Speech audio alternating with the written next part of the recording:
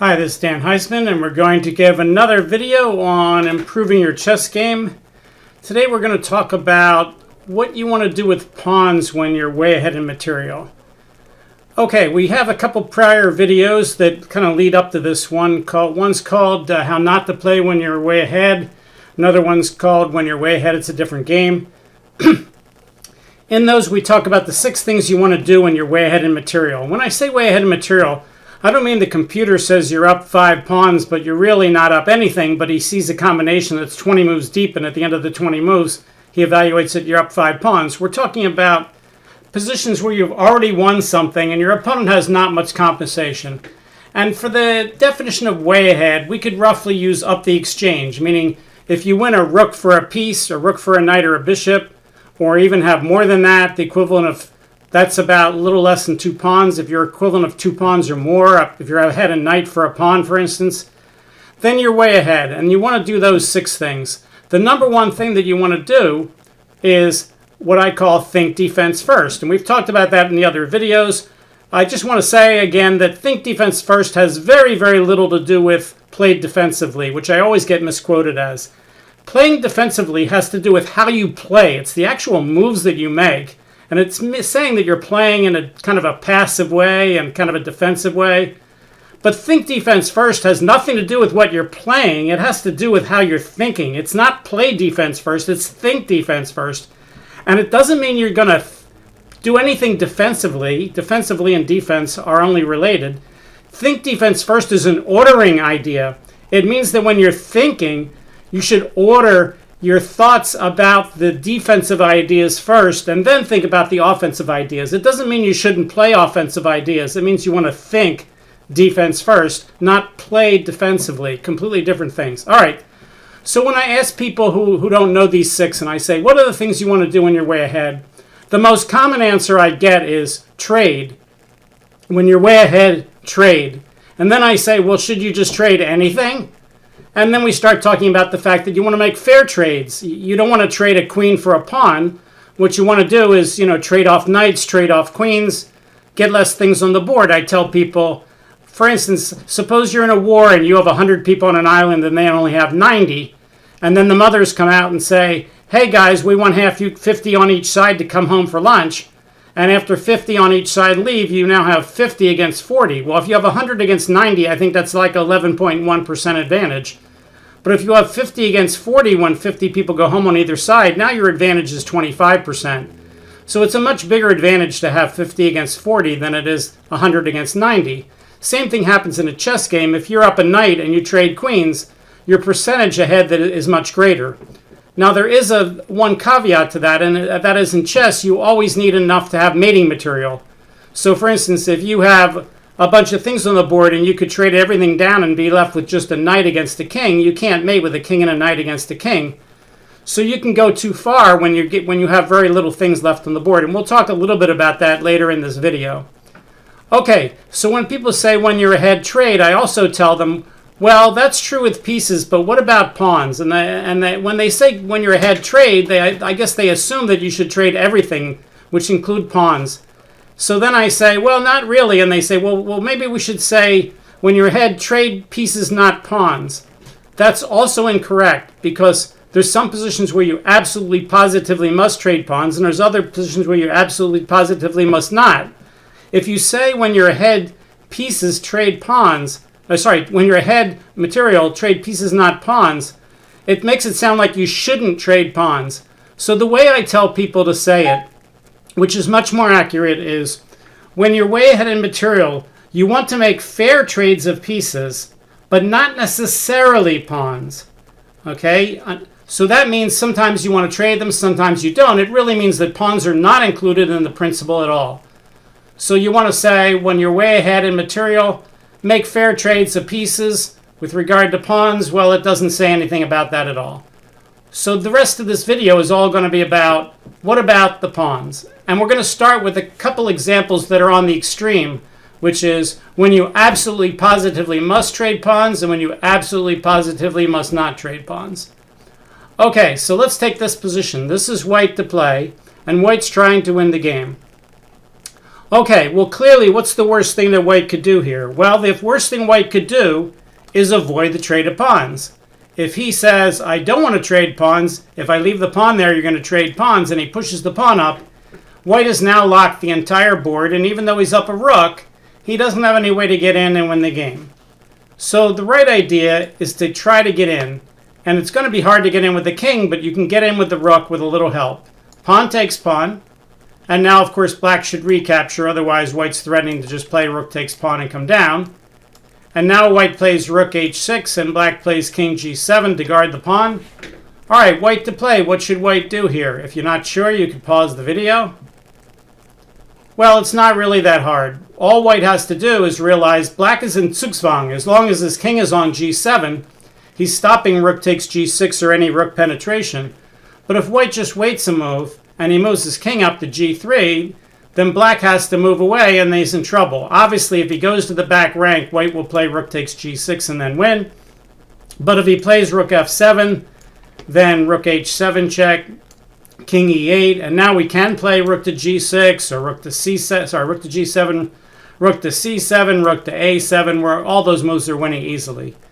So in this position, white is way ahead, and he wants to open lines, he wants to trade pawns. So the only winning idea is to open things up, attack the pawn, black guards it, put him in zugzwang. He has to go away somewhere, and you take the pawn, or he goes away this way, and you check and you get in. Okay, so here, if we use the principle, trade when you're winning, it would have actually worked here. But when would it not work? Well, instead of having a board completely full with pawns, let's have a board where there's not many pawns. I just made up a position earlier this morning against one of my students. Let's see if I can remember it. I think I put a king on f1. I put a pawn on f4, a pawn on e5, a pawn on f6, king on f7, and I put a knight on g4. Okay, and I said to my student, what would you play here? And he thought for a while, and he said, well, I think I would play knight takes e5, with the idea that I'm probably not winning. He's got more pawns than I have in the endgame. He has a dangerous passed pawn. I can get rid of all his pawns, and then I can't possibly lose. So I would play knight takes. And I said, well, what would happen if he just takes your knight? Obviously, if you push the pawn, he'll come up and take it, and then he'll have the pawn. So you have to take the pawn, and then after king to e6, black's just going to win the pawn with a dead draw. So I said to my student, I said, okay, but if I'm white and I'm playing this position, the first thing I'm going to look at is, can I keep that pawn on the board and win? I'm the one who's up a knight for a pawn. I'm the one who's trying to win, but I can't win with just a knight. If I lose my pawn, then there's no way that I could ever win the game. So I have to keep the pawn on the board, and the only way to do that is to play f5. And then I have to just calculate, if I play f5, can he just bring his king up and win my pawn? And the answer is no, which means he's in big trouble. So let's have Stockfish play both sides here. Let's show you that that's the right idea. Mr. Stockfish, what are the top 3 moves? All right, Stockfish says if you keep your pawn on the board and play f5, he's now calculating a mate. In fact, he's trying to figure out how many moves it is to mate. At the moment, he has 22 moves to checkmate. And he says if you make any other move on the board, the game's going to be a draw. So it's mate in 22, 0, 0, as you can see. Now he found a mate in 21 after f5. So let's play the first few moves just to show you what's happening.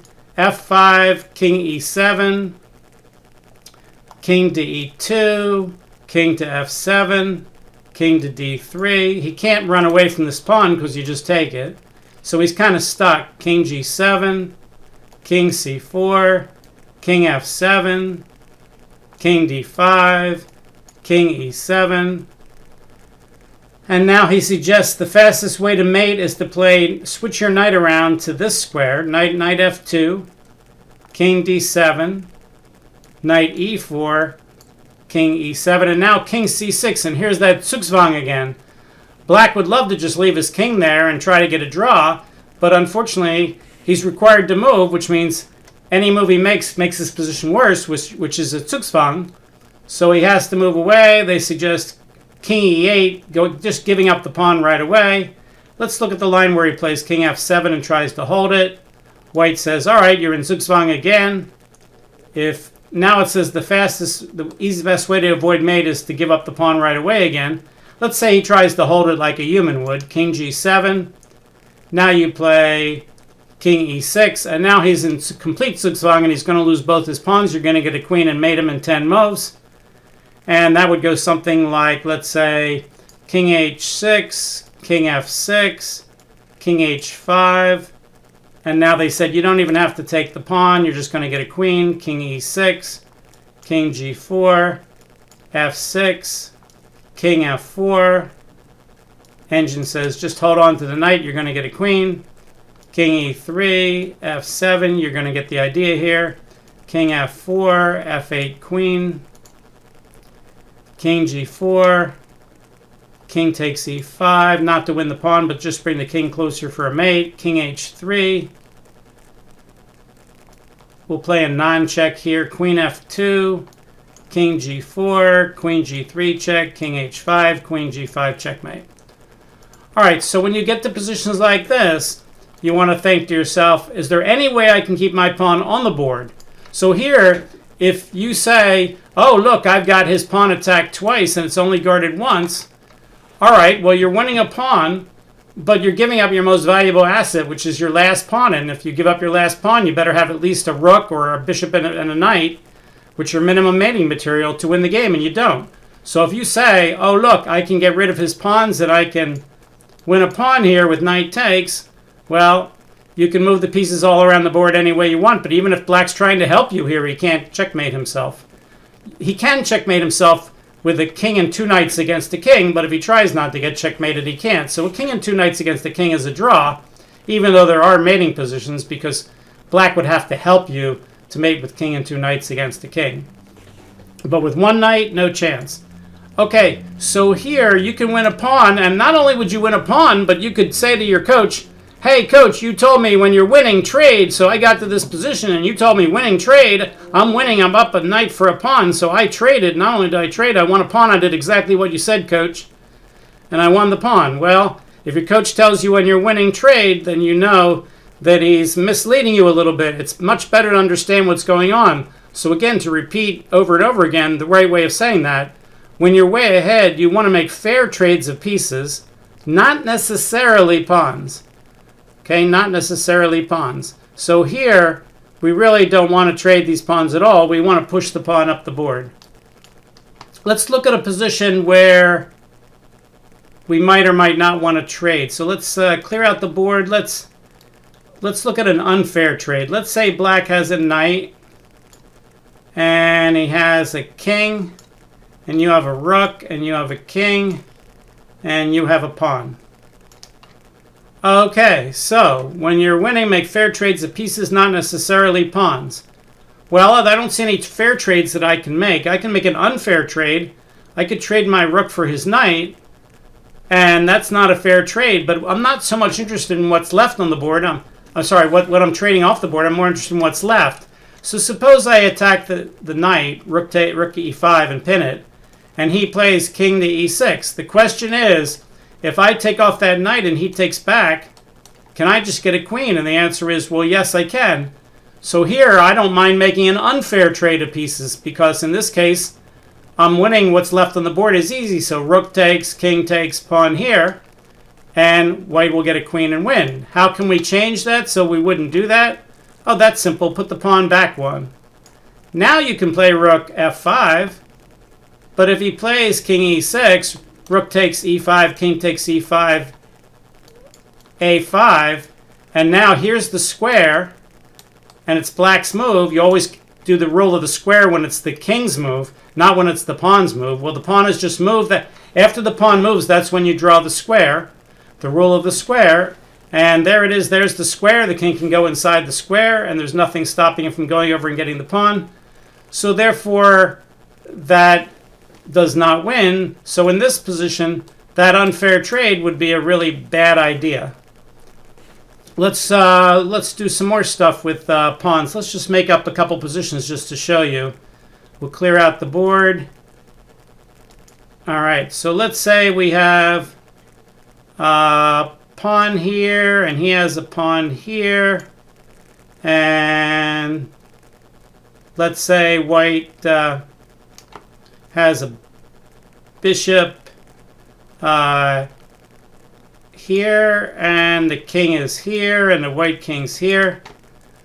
Okay, so let's say it's black's move here, and let's say black plays e6.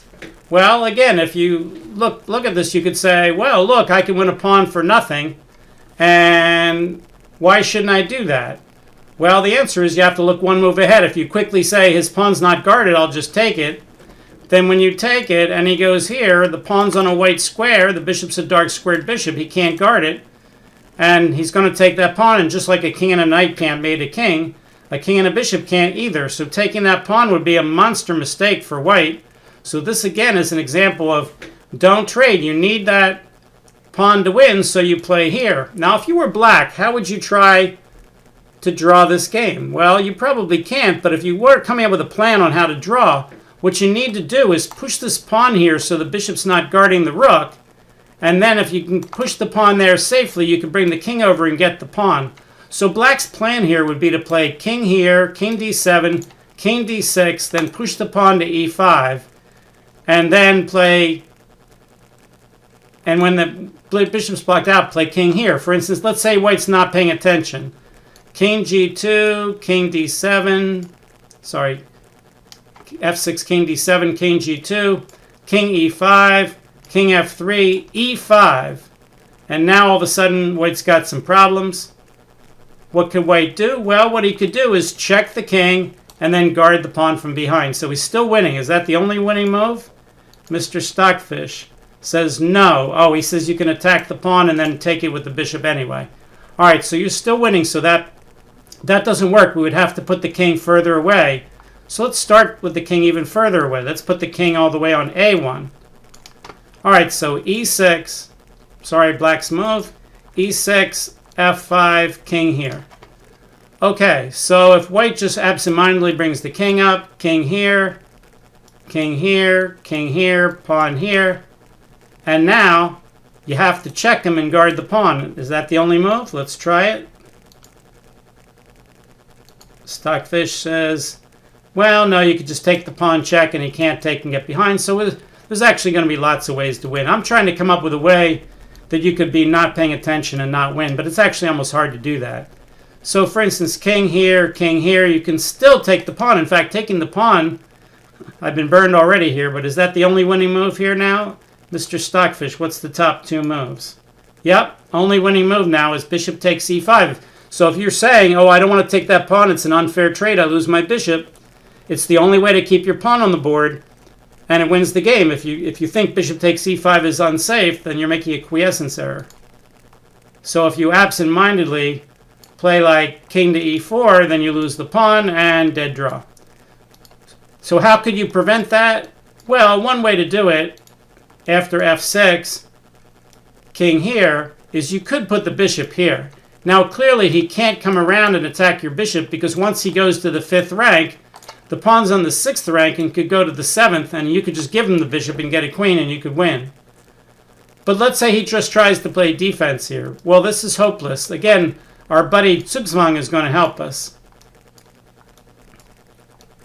If black could just put his king on f7 and say, I'm never moving the rest of the game, then white couldn't win. But of course, that's impossible. So king here, king here, king here, king d7, and now black's in Zugzwang. He has to give way. In fact, he's going to lose this pawn, and it's going to be over pretty quick. Let's say he goes straight back.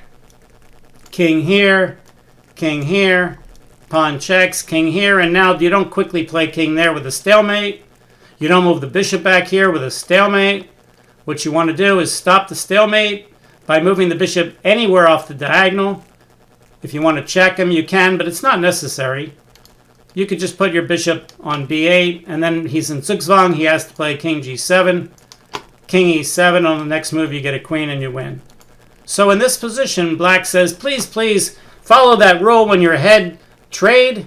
But that's not really the principle. The principle is when you're ahead, make fair trades of pieces, not necessarily pawns. Here is one of those cases where you don't want to trade pawns. You want to keep your pawn on the board, and you're winning the game. I think by now you're kind of getting the idea. Now let's take an in-between case. Suppose you are, let's clear off the board. Let's say you have 2 pawns on each side, and you have a king and a knight, and he has no knight, and he just has a king. And let's say later on he offers you a trade. Let's say you come up and he goes here, and I'm just making moves here, and he plays here, and you go here, and let's say black plays here. Well, normally you want to keep the pawns on the board so you can win them with your knight. But would it be a big blunder to take off the pawn? No, it would not. Here you're so far ahead, and you have enough pawns left on the board that really neither principle applies. It would not be the principle, when you're way ahead, make fair trades of pieces, not necessarily pawns. It wouldn't be here that you would trade pawns because you need to open up the line. And it wouldn't be that you wouldn't trade pawns and keep the pawn on the board, which is what I would do. Because I'd be lying to you if I told you after pawn takes that makes the win a lot harder for white, because it really doesn't. He's still winning quite easily. So in these kind of positions where you're way ahead, trading off 1 pawn, even 2 pawns, probably is not a big deal. But if you trade off too many pawns, that's when you jeopardize the win, because if you're left with 1 pawn and his king can come up and start harassing it, maybe you can't win anymore. So you have to be very careful. But here you've got a fair number of pawns. Now, if the board was all locked up and the pieces couldn't get in like we started this video, then of course you'd want to make some trades and open up the lines so that your extra piece or rook or whatever you have can be powerful and you can get in and do something. I'm going to tell you a little story. I was playing in the state high school championship many years ago, and I was a half a point behind the leader going into the last round, and I won my game, so the leader had to win to take first and I would take second. But the leader of the tournament was up a bishop, but the whole board was almost completely locked, and there was no way for the leader of the tournament to open up the position so that his bishop could get in and he could win. And I looked at the board and I said, wow, if his opponent, who was rated about 1100, just kind of does nothing and moves his king around, I think it's a draw, because even if the leader of the tournament sacks his bishop for a pawn, then he's up a pawn, but the rest of the board is still locked, and I think it's a draw. So I'm watching the game, and then to my horror, the player who was behind the bishop just traded some pawns and opened up the board unnecessarily. There was no way he had to do that. And once he opened up the board, then the person who had the bishop, the leader of the tournament, was able to win the game easily. And instead of me being the co-champion, I ended up second in the high school championship. So I couldn't help myself. After the game, I went up to the player who had, let's see if we can set up a position that's similar to what was in the game. I can't remember the exact game, but, we'll come up with something that's vaguely similar. Let's say it's, I think black was leading. Let's say it's something like this.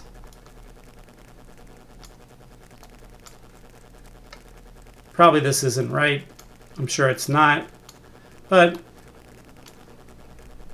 we will set something up.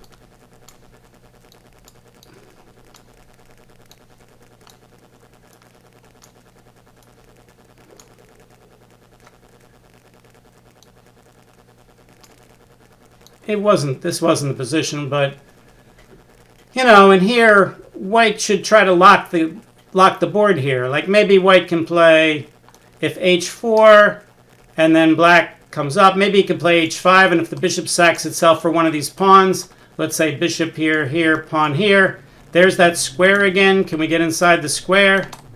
Yes, we can. King here, pawn here, king here, pawn here, king here, pawn c1, king takes draw. So if white's careful here and doesn't let the bishop sack, then what white wants to do is close the board. But instead, what white did was something like this and open the board. And after pawn takes, pawn takes, pawn takes, king here, he got in zugzwang and black won the game easily. It wasn't exactly like this, but it was vaguely similar. And I lost. And after the game, I said to the player who had King, I said, why didn't you just keep the board locked and then try to get a draw? And I'll never forget what he said to me. He said, well, I had to try something. What do you think I said? I said, no, you didn't. If you didn't do anything, which is the right defense, I think you can get a draw. If you try to do something active, then you're going to lose. Well, he violated the principle. He violated the principle about trade when you're ahead. When you're behind, it's exactly the opposite. One of the worst things you can do in chess, way worse than, say, doubling your pawns, is to make unnecessary trades when you're losing. And in this kind of position, trading off pawns and opening the position is like suicide. So just like when you're way ahead, you want to make fair trades of pieces. The corollary, which we've talked about in several of the other videos, which is one of the most important corollaries in chess, is when you're way behind, you don't want to trade unless you absolutely are forced to. You want to avoid trades of pieces. You want to keep the pieces on the board. I've seen many people lose games where they had good drawing chances or they could have made things complicated, and they just traded off. In fact, a lot of times I see people trade from a fairly drawish rook and pawn endgame where it's like rook and 5 pawns against rook and 4, and they just let the other guy trade into a king and pawn endgame with king and 5 pawns against king and 4. Well, if you know anything about endgames, rook and 5 against rook and 4 is very often a difficult win, if not a draw, while king and 5 against king and 4 against the guy who has 4, unless he has something special going like a passed pawn, or there's some weak pawns that he can immediately attack with his king, it's usually just a trivial win. And if you don't believe me, watch my earlier video called King and 5 Pawns against King and 4, and you'll see that it's actually pretty easy. You could probably beat Stockfish every game once you watch that video if you have King and 5 Pawns against King and 4 in a typical position. So you got to be very, very careful. So the principle, the corollary is when you're behind in material, avoid trades like the plague. It's really, really, really important to do that. Okay, so today we looked at the principle. It's not when you're ahead, trade. It's not when you're ahead, trade pieces, not pawns. Both of those things are incorrect. The best way to say it is when you're ahead in material, make fair trades of pieces, but not necessarily pawns. Sometimes you want to trade pawns, like we saw, and sometimes you absolutely don't. Hope you enjoyed today's video. We'll see you next time. If you liked it, you can like the video. You can subscribe to the channel. I think we've got over 4,000 subscribers now. You can follow us on Twitter. We've got over 5,000 followers on Dan Heisman on Twitter for our chess tip of the day. But the best thing you can do is tell people about the channel, Dan Heisman Chess. We have almost 250 videos now on improving your chess game, covering almost every aspect of chess improvement, including the aspect of do you trade pawns when you're way ahead. See you next time. Bye.